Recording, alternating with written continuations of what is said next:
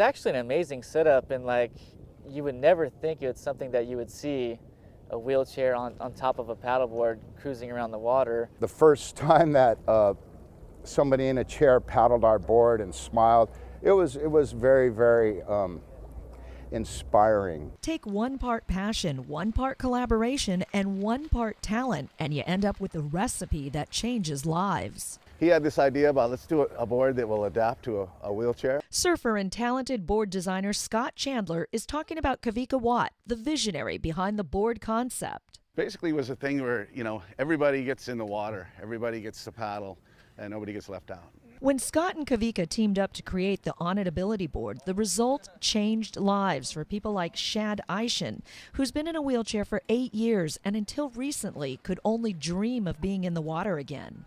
What I miss the most is like feeling, because I can't feel my feet, would be like feeling my toes in the sand or feeling my toes in the water, but this has brought back something to me that I don't even think about that part anymore. Once I found this, it just gave me some passion and drive back in my life. Using the Onit Ability Board and Kavika as his coach, Shad is strengthening his upper body. When you're in a wheelchair, you're constantly just pushing, so it kind of starts to roll your shoulders forward because you get the curvature from just constantly pushing. But this, you paddleboard, you start to pull, so it starts to broaden your shoulders back and gives you better seated position. What started as a grassroots effort to help others has grown into a project that people in wheelchairs from all over are counting on for help to improve their lives. The pressure, though, is mounting for Kavika. We're not even a nonprofit at this point, and we've been doing this for about a year. I need help in the water. Sometimes these people do 20 miles a day, and I'm not able to do that.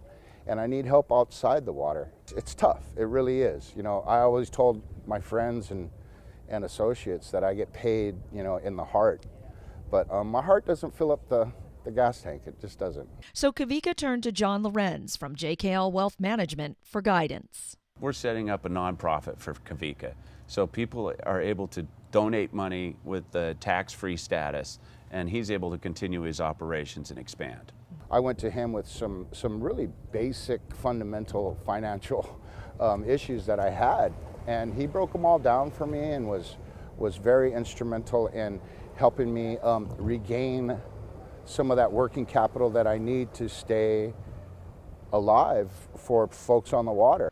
And that makes all the difference to people like Shad. This is a place to find some peace and some freedom. It's like no matter what other worries you have going on, once you hit the water, they all just disappear. From Oceanside, I'm Phoebe Chong Chua for Live Fit Magazine.